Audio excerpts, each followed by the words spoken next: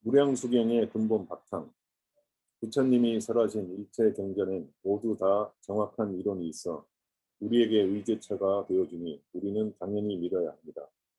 세상 사람의 저서와 주장은 대부분 분별과 집착의 마음에서 흘러나온 것입니다. 그래서 그들이 말한 이론이 진리와 정확하게 일치하는지 확정해 말하기가 매우 어렵습니다. 때때로 앞사람이 밝힌 진리가 뒷사람에 의하여 뒤집혀지니 어떤 이론이고 모두 부분적일 뿐 전체적 진리를 설명한 것이 아님을 알 수 있습니다. 부처님이 말씀한 경전의 가르침이 사람에 의해 뒤집혀진다면 불법도 세간법과 똑같은 것이어서 귀하게 여기기에 충분치 못할 것입니다. 그러나 부처님이 보신 것은 원만하고 전체적인 것이지 추상적이고 부분적인 것이 아닙니다. 과거 재불과 미래 재불이 보시는 것이 모두 같습니다. 말하자면 재불의 도가 같기 때문에 미래 재불이 과거 재불의 이론을 뒤집는 일이 결코 없습니다. 부처님은 우리와 같지 않습니다.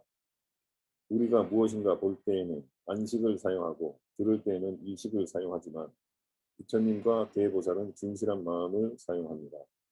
의식의 마음을 써서 보는 것은 믿을 만한 것이 못 되고 진실한 마음을 사용해야 비로소 사실의 진실한 모습을 볼 수 있습니다. 일체의 대승경전이 모두 부처님의 진실한 마음에서 흘러나온 것입니다. 그러나 부처님이 말씀한 경전 중 어떤 것은 원만하고 어떤 것은 원만하지 않습니다. 그 이유는 중생의 근기 정도가 같지 않고 경전이 각각의 중생 근기에 맞추느라 차이가 생긴 것입니다. 실상은 불교 용어입니다. 현대적인 말로는 사실의 진실한 모습입니다. 사실의 진실한 모습이 면전에 놓여 있는데 우리는 보지 못하고 부처님은 볼 수 있습니다.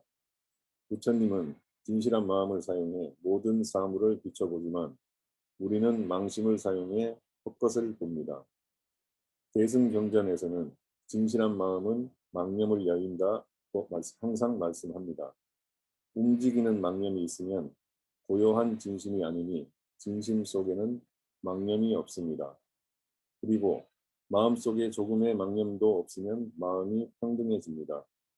냉정하게 관찰하면 범부가 사람과 일, 사물과 우주를 대할 때는 각각 자기만의 견해를 가지고 있어 전혀 일치하지 않습니다.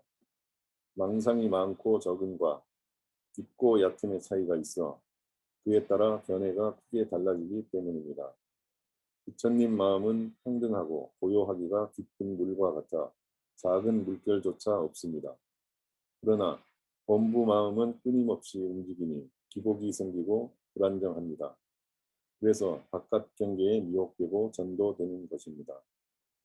불교 경전에서 말씀한 것은 우리 자신과 우리의 생활 환경에 대한 진실한 모습입니다. 세상에서 우리가 접촉하는 것은 크게 세 가지입니다. 즉, 사람과 일, 그리고 사물을 대하는 것에서 벗어나지 않습니다.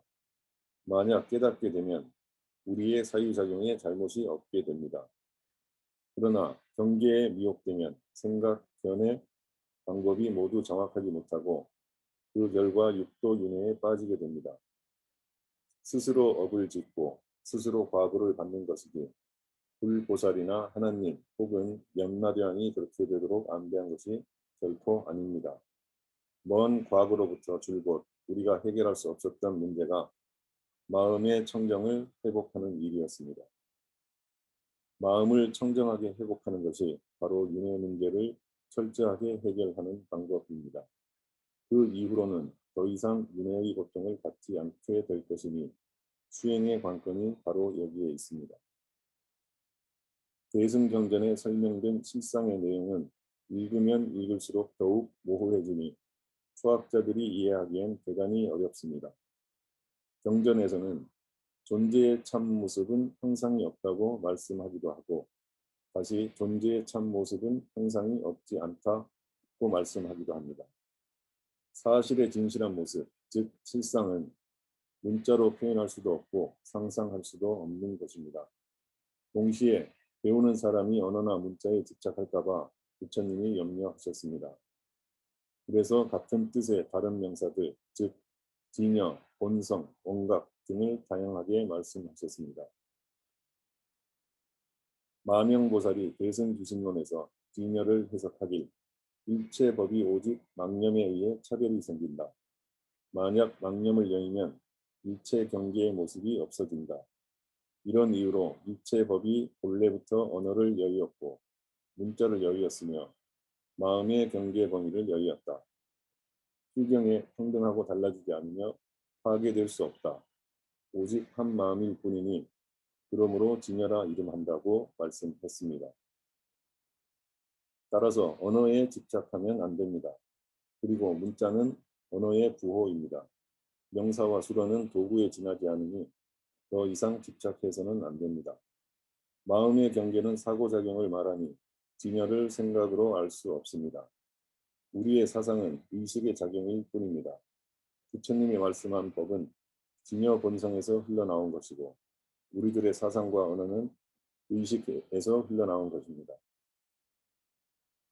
불법의 무량한 법문 모두가 선정을 닦는 것이니 청정심과 평등심을 닦는 것입니다.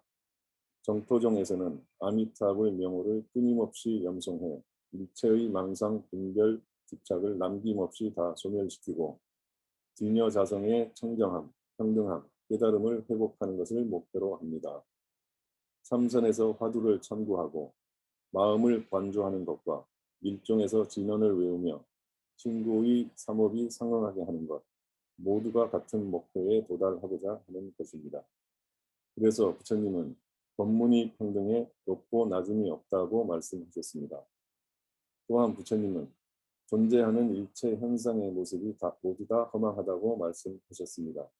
일체 현상의 모습에 집착해 그것을 진실한 것이라 여겨서는 안 된다는 말씀이니 이 말씀은 현상의 모습에 대한 집착을 깨뜨려 주시는 것입니다. 그러나 현상의 모습에 집착하지 않으려고만 하면 다시 병적인 상태가 됩니다. 공과 유 둘 다에 집착하지 않아야 하고 다시 더 나아가서 집착하지 않으려는 마음에도 집착하지 않아야만 마음이 비로소 평등을 회복할 수 있습니다.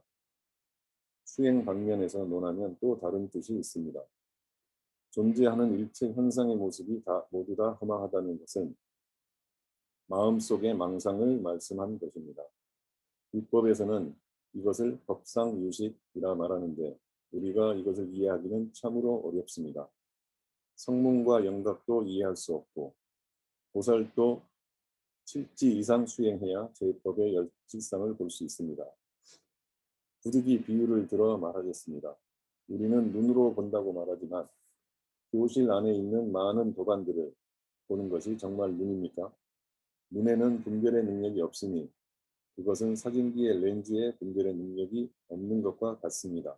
안구 안에 원판이 있고 그것이 영화관의 스크린과 같은 역할을 하며 제6의 식이 그 원판을 분별할 뿐입니다. 제6의식은 바깥의 현장 경계를 볼 수 없고 원판인 스크린만을 봅니다. 그 스크린이 안식의 성분입니다. 안식의 성분이 제6식의 성분에 전달되고 제6식의 견분이 제6식 자신의 성분을 대상으로 삼습니다. 이렇게 되고서야 비로소 외부를 완전히 이해하게 됩니다. 작용이 일어나는 현장의 성분이 아르야식의 성분입니다. 7지 이상의 대보살이라야 아르야식을 바꿔 대원경지를 이루고 비로소 아르야식의 성분인 현장을 보게 됩니다. 7지 이전의 보살은 모두 이런 능력이 없습니다. 마치 텔레비전을 볼 때 화면을 보는 것이지 직접 현장을 보는 것이 아니며 그때 우리가 보는 것은 오직 전파뿐인 경우와 같습니다. 육군이 작용을 일으킬 때 몇 번의 변화 과정을 거치는지 알지 못하다가 법상 유식을 연구한 후에야 비로소 지극히 미묘, 고상, 심오한 심리학이 불법에 있음을 알게 됐습니다. 법상 유식학이 현대 심리학보다 훨씬 더 뛰어납니다. 부처님은 일체의 현상적 모습이 모습 아님을 보면 곧바로 열애를 본다고 말씀하셨습니다. 이 문장의 열애라는 말이 자성이라는 뜻입니다. 모습이 아님이란 말은 더 이상 분별 집착을 하지 않지만 안팎의 구분이 분명한 경계를 말합니다. 육근이 외부 경계와 접촉해도 분별 집착치 않는 것이지 외부 경계가 없는 것이 아닙니다. 일체의 분별, 집착을 떠나면 분별 의식을 전환해서 지혜를 이루게 됩니다. 언어 문자는 길을 가리켜주는 이정표일 뿐 율법은 결코 경전의 책 속에 들어있지 않습니다. 부처님은 일체 경전의 지도와 같다고 말씀하셨습니다. 경전의 정보의 의지에 따라가면 진실한 목적지에 도달할 수 있어야 합니다. 그래야 이 경전이라는 지도가 비로소 유용한 것입니다. 원각경에서는 일체 허망한 것이 다 사라져도 깨달은 마음은 움직이지 않는다고 말씀하십니다. 율법에서는 허망한 것과 진실한 것을 말하고 있는데 영원히 변하지 않는 것이 진실한 것이고 변화해 없어지는 것이면 모두가 허망한 것입니다. 이 책상을 300년이나 3000년 동안 모아두면 이 책상이 가루로 변할 수도 있고 혹은 화석으로 변할 수도 있으니 이 책상은 진실한 것이 아닙니다. 하늘의 별들도 사라질 수 있으니 천체도 생멸이 있습니다. 세상의 사물 중 변하지 않는 것은 하나도 없습니다. 어떤 것이 변하지 않는 것입니까? 허공이 변하지 않습니다. 부처님은 허공이 진실한 것은 아니지만 진실한 것에 가깝다고 말씀하셨습니다. 부처님이 멸도하신 지 3000년이나 지났지만 지금의 허공과 예전의 허공은 여전히 똑같습니다. 마찬가지로 진실한 마음은 깨달은 마음이라 움직이지도 않고 변하지도 않습니다. 허망한 마음은 움직일 수도 있고 없어질 수도 있습니다. 사람마다 진실한 마음을 가지고 있으니 성불은 진실한 마음이 나타나 작용하는 것입니다. 진실한 마음은 무량한 지혜, 공덕, 능력, 재능, 그리고 모두가 선망하는 무량한 신통력을 완전하게 갖추고 있습니다. 이것들 모두 우리 자신이 본래 가지고 있지만 허망한 마음이 일단 움직이면 진실한 마음을 가리게 되고 진실한 마음이 작용을 일으키지 못하게 됩니다. 우리가 손해를 보는 것이 바로 이 지점에 있습니다. 부처님은 우리가 본래의 진심을 어떻게 회복해야 하는지 가르쳐 주기 위해 사실의 진실한 모습을 설명해 주셨습니다.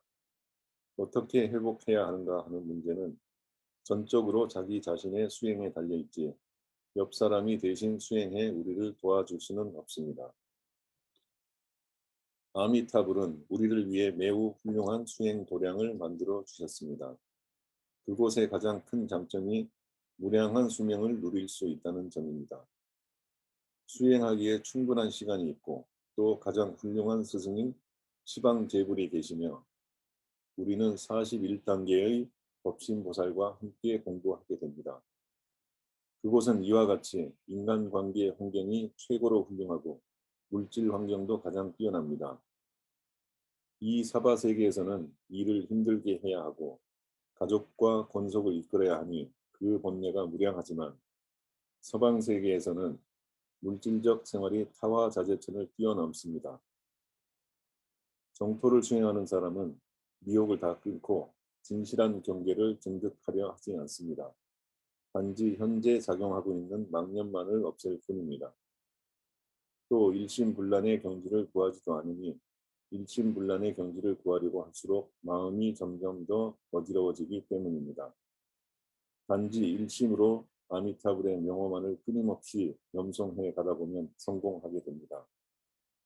경전의 모든 용어는 설법의 편리를 위해 사용된 것입니다. 불교 경전의 용어 중 많은 것을 이해하기에 쉽지 않습니다. 예를 들면 이와 즉이 한 가지 일이라고 또 공과 유도 한 가지 일이라 말씀한 경우입니다. 그러나 우리가 집착하지 않는 마음으로 일체 경계를 대하면 마음이 평등해집니다. 일체 현상이 낱낱이 분명하지만 집착치 않을 뿐입니다. 집착하면 평등치 않고 평등치 않으면 업을 짓게 됩니다. 만법이 동일한 진여라 만법이 평등하니 분별 없는 마음으로 생활 환경을 대하면 됩니다. 왕생론에 불국토를 장엄하는 공덕 성취, 부처님을 장엄하는 공덕 성취, 보살을 장엄하는 공덕 성취, 이 세 가지 성취는 원하는 마음으로 장엄하는 것임을 알아야 한다. 간략히 말하면 한 구의 법에 들어가기 때문이다. 한 구의 법이란 청정한 구를 말하고 청정한 불안, 진실한 지혜, 무의, 법신을 말한다라고 말씀한 문장이 있습니다. 불국토를 장엄하는 것은 지방세계의 모든 것 중 가장 원만하고 훌륭한 것을 집대성해 우리에게 하나의 수행 환경을 마련해 주시는 것입니다. 이 문장에서 중요한 것이 한 구의 법이라는 말에 있습니다. 그 뜻이 청정한 구란 의미니 청정한 구란, 진실한 지혜, 무의, 법신을 말합니다. 청정한 마음이 작용을 일으키면 진실한 지혜가 됩니다. 옛날 대덕은 수행 환경을 매우 중요하게 여겨서 청정한 도량이 반드시 있어야 하고 그런 곳에서 수행하면 성취를 확실하게 얻는다고 말씀했습니다. 옛 사람들은 대부분 깊은 산속에 도량을 세웠으니 그 목적이 세간의 번뇌를 멀리 떠나는 데 있었습니다. 지금은 교통이 편리해져 천하명산이 모두 관광 장소로 바뀌었습니다. 여기에 텔레비전, 광고, 신문, 잡지, 그리고 점점 더 심각해지는 오염까지 더하면 무슨 수행을 한다고 말을 할 수 있겠습니까? 현재 우리가 이와 같은 시대에 살고 있지만 가능하면 마음의 청정을 유지할 수 있도록 해야 합니다. 마음이 청정하면 진실한 지혜가 생깁니다. 일체 마음법이 자기 자신입니다. 그러나 이 말을 진실하게 이해하기는 쉽지 않습니다. 그러면 꿈꾸는 것으로 설명해 보겠습니다. 꿈속의 산천, 사람, 만물 모두는 자기가 변화해 나타난 것입니다. 마찬가지로 온 허공과 온 법계도 모두 자기 자신이고 자기가 이 경계 속에 들어가 변화해 나타난 것입니다. 자비를 현대적으로 표현하면 사랑하는 마음이지만 본부의 사랑은 그 속에 감정과 집착이 들어있어 진실한 사랑이 아닌 허망하고 거짓된 마음입니다. 본부의 사랑은 변하지만 자비는 영원히 변하지 않습니다. 아미타경 요해에서 실상 즉 사실의 진실한 모습은 둘도 아니고 둘이 아닌 것도 아니다. 이런 까닭에 실상의 전체가 의보도 되고 정보도 되며 법신도 되고 보신도 되며 자신도 되고 타인도 된다. 더 나아가 말하는 주체와 설해지는 대상, 제도하는 주체와 제도되는 대상, 믿는 주체와 믿음의 대상, 발언하는 주체와 발언의 대상, 수지하는 주체와 수지되는 대상, 왕생하는 주체와 왕생하게 되는 장소, 찬탄하는 주체와 찬탄받는 대상의 이 실상의 정인에 의해 찍히지 않은 것이 없다고 말했습니다. 실상, 즉 사실의 진실한 모습은 둘도 아니고 둘이 아닌 것도 아니다. 이 말의 이치와 현상은 매우 심오합니다. 실상이 둘도 아니고 둘이 아닌 것도 아니다 해서 둘과 둘이 아닌 것은 앞에서 말한 공과 유의 경우와 같으니 이들은 동일한 것이지 다른 것이 아닙니다. 둘도 아닌 것은 앞에서 말한 동일한 것이니 동일한 것도 진실한 마음이고 둘도 아닌 것도 진실한 마음입니다. 일체 만사 만물은 진리에서 생겨난 것입니다. 그 진리가 진실한 마음의 자성이고 운동적인 변화를 일으키는 것입니다. 둘이 아닌 것도 아니다는 말은 많다는 말이니 변화해 나타난 대상입니다. 일체 만사 만법이 모두 진실한 마음이 변화해 나타난 것입니다. 꿈꾸는 마음은 하나지만 꿈속에 나타난 경계가 같지 않은 것과 같습니다. 이렇게 같지 않은 다양한 것을 둘이라 표현합니다. 꿈꾸는 마음은 하나입니다. 그래서 둘이면서 둘이 아니고 둘이 아니면서 둘이라고 말합니다. 하나는 주체를 기준으로 말한 것이고 또 하나는 대상을 기준으로 말한 것입니다. 하나는 진리의 바탕을 기준으로 말한 것이고 또 하나는 변화된 현상을 기준으로 말한 것입니다. 진리의 본체는 자기 진심의 근본 성품이니 우주 전체가 자기 진심의 근본 성품이 변화해 생겨난 것입니다. 서방 세계도 예외가 아니어서 세계 전체가 진심의 본성일 뿐입니다. 의보도 되고 정보도 된다 해서 의보는 서방 극락 세계의 환경이고 정보는 우리 자신이니 미래의 서방 극락 세계의 왕생할 존재입니다. 법신도 되고 보신도 된다 해서 법은 법신이고 보는 보신입니다. 자신도 되고 타인도 된다 해서 자는 자신이고 타는 서방에 있는 아미타불과 보살들입니다. 말하는 주체와 설해지는 대상에서 말하는 주체는 이 경의 제6장 48대원을 아미타불이 설하셨고 나머지 부분을 석가모니불이 설하셨으니 아미타불과 석가모니불을 말합니다. 설해지는 대상은 서방세계의 의보와 정보의 장엄한 모습입니다. 제도하는 주체와 제도되는 대상에서 제도하는 주체는 이 법문이고 제도되는 대상은 3계 6도의 번뇌에 오염된 중생입니다. 믿는 주체와 믿음의 대상에서 믿는 주체는 우리 자신의 신심이고 믿음의 대상은 제불의 가르침과 서방세계의 진실하고 사실적인 모습입니다. 발언하는 주체와 발언의 내용에서 발언하는 주체는 왕생을 구하고 발언하는 우리 자신이고 발언의 내용은 우리가 서방세계에 도달해 아미타불을 증견하고 일체의 최상 선인들 법회에 참석하길 희망하는 것입니다. 지니는 주체와 지니는 대상에서 지는 받아들이고 실천하는 것입니다. 지니는 주체는 믿고 발언하고 명호를 수지하는 우리의 행위고 지니는 대상은 아미타불의 명호니 이것이 수행의 관건입니다. 왕생하는 주체와 왕생하는 장소는 극락세계를 말합니다. 찬탄하는 주체와 찬탄받는 대상은 일체 제불 열애를 말합니다. 다시 말하면 온 호공과 온 법계의 삼라만상이 모두 진심의 자기 본성이 변해 나타난 것이니 실상의 정인에 찍히지 않은 것이 없습니다. 무량수경에서 일체 법의 진실한 모습을 열어 보여주셨다. 다양한 중생을 구제하고자 진실한 이익을 베풀어주고 계신다. 진실한 지혜에 머물러 용맹정진하고 일심으로 의지를 모아 미묘한 국토를 장엄하였다라고 말씀합니다. 부처님이 일체 경전에서 이 세 가지 진실을 말씀했지만 세 가지 진실을 이렇게 같은 경전 안에서 말씀한 경우는 드뭅니다. 첫 번째 문장은 우주와 인생의 진실한 모습을 우리에게 알려주시는 것입니다. 두 번째 문장은 부처님의 서원입니다. 미혹되고 전도된 일체 중생을 도와 가장 진실한 이익을 주고자 이 무량수경을 소개해 주시는 것입니다. 세 번째 문장은 부처님의 가르침을 받아들이는 것이니 진심으로 발언에 믿고 받아들이며 받들어 실천하는 것입니다. 무량수경에서 말씀한 이 세 가지 진실이 바로 진실한 지혜에 머무는 것입니다. 또한 도리의 마음을 일으켜 일심으로 오직 아미타불을 부르며 연불하는 것입니다.